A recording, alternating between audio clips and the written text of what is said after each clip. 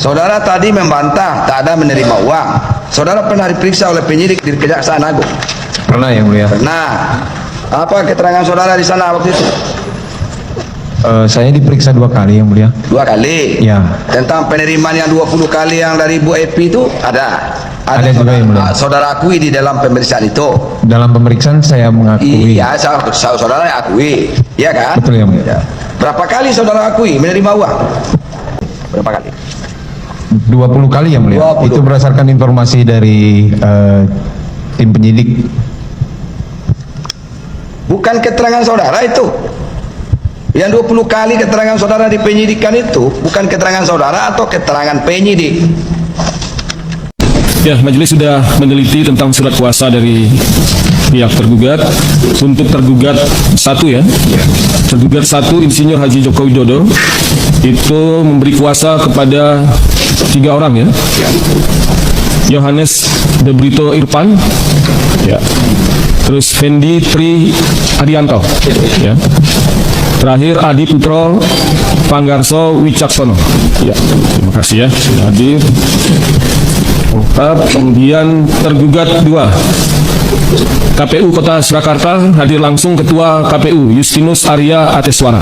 Ya. Selain itu juga memberi kuasa kepada sini hadir.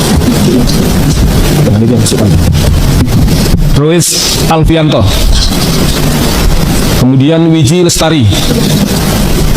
Selanjutnya Panji Rahmat Sidarto. Ada.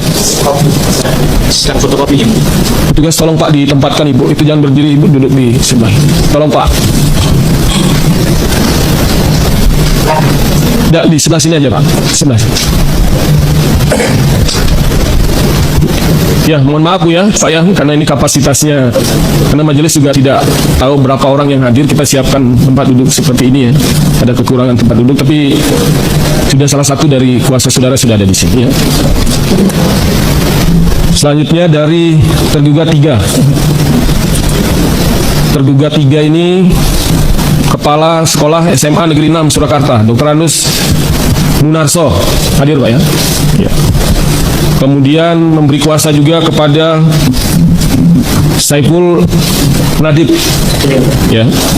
Kemudian Muhammad Rois,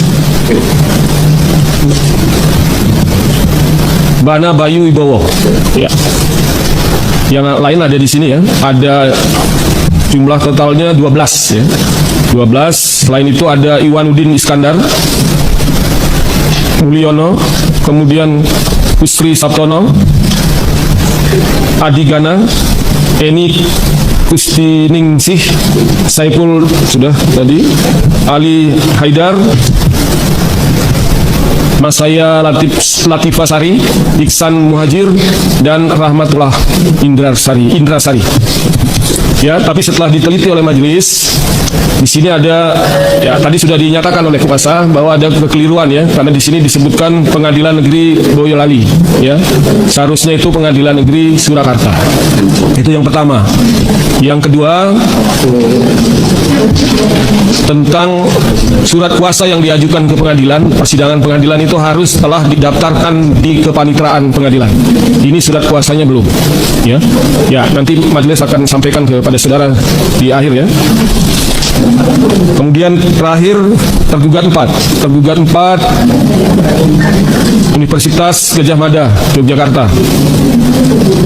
Ini Profesor Dr. Ova Emilia. Ini rektor ya? Rektor.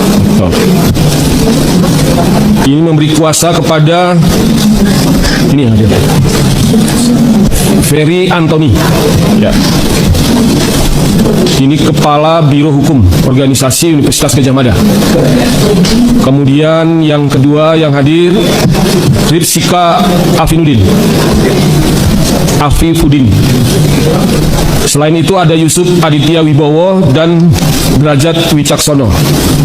Kesemuanya adalah internal Universitas Gadjah Mada. Ya, setelah diteliti sudah didaftar.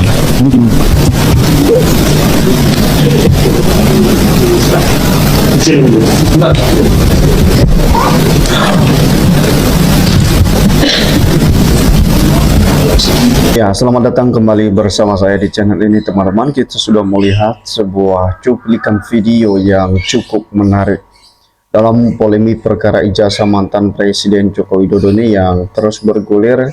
Bahkan ini katanya sudah P21 teman-teman, tapi ijazah aslinya kita belum pernah melihat, belum pernah ditujukan kepada publik. Apakah memang tuduhan Roy Suryo itu benar atau tidak?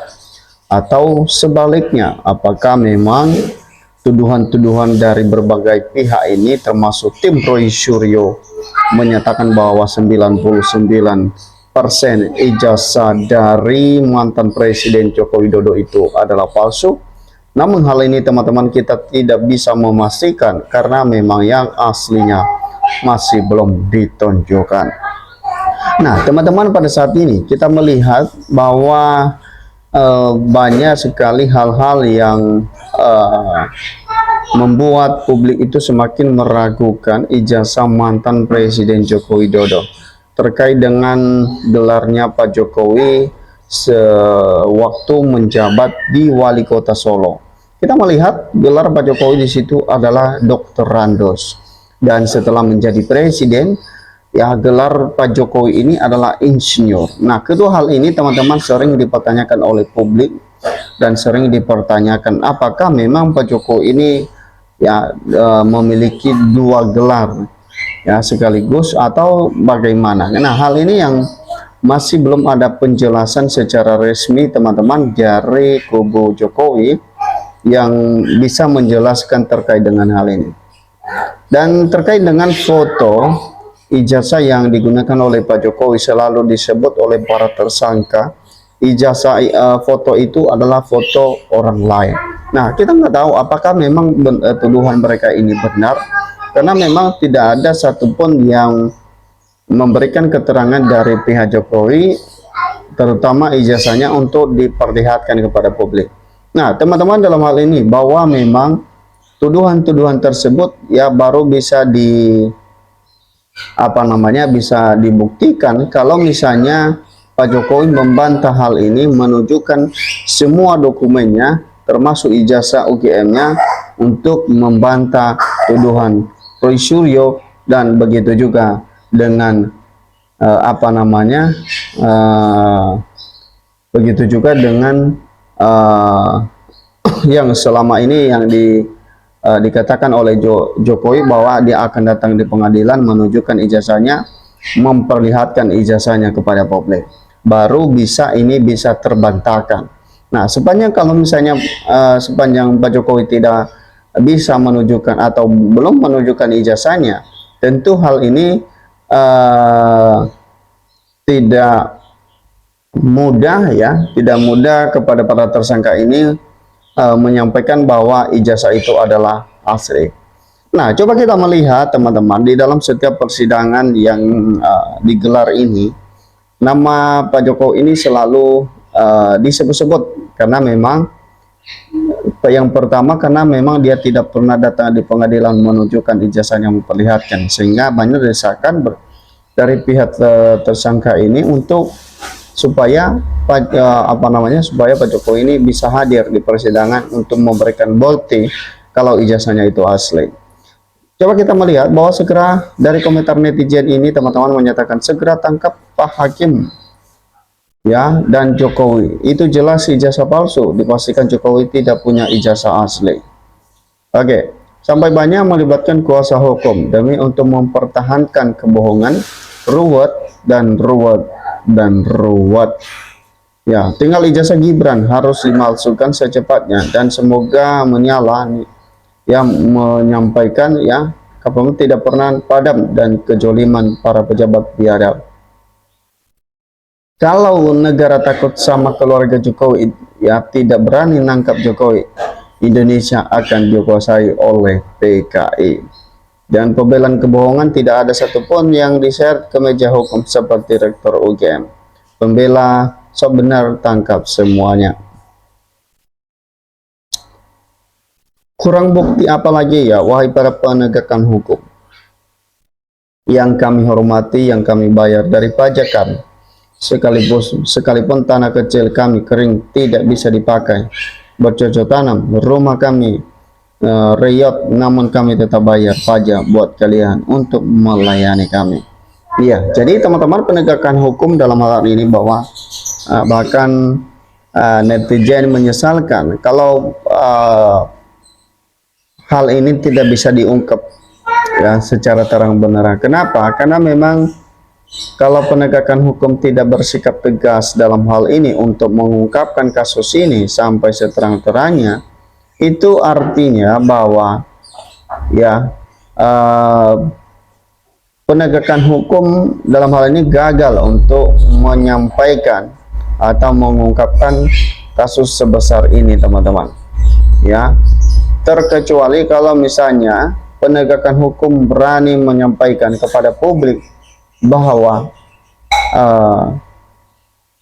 mampu ya menyelesaikan persoalan ini sesuai dengan fakta atau bukti-bukti yang sudah beredar di media sosial. Karena memang pada dasarnya kita melihat bahwa kasus ijazah Jokowi ini adalah ya dari awal sampai saat ini belum ada kejelasan yang secara akurat yang bisa diberikan kepada publik untuk bisa dilihat. Bahkan di dalam gelar perkara khusus pun ijazah Jokowi itu dijaga ketat oleh penegakan hukum, oleh penyidik Polda Metro Jaya, bahwa tidak boleh difoto, tidak boleh diraba ya, apalagi dilihat secara dekat, teman-teman.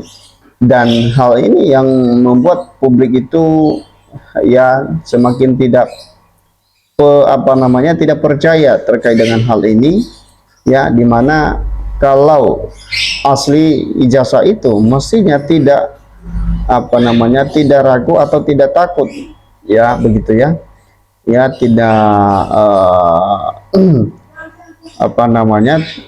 tidak khawatir ya kalau ijazah itu dilihat. Tapi kenapa begitu ya dijaga ketat, teman-teman? Nah, hal ini itulah yang menjadi kerinduan dari teman-teman netizen, bahwa penegakan hukum mampu ya mengungkapkan kasus ini supaya clear. Nah, itu saja teman-teman. Bagaimana menurut Anda? Sampai ketemu di postingan.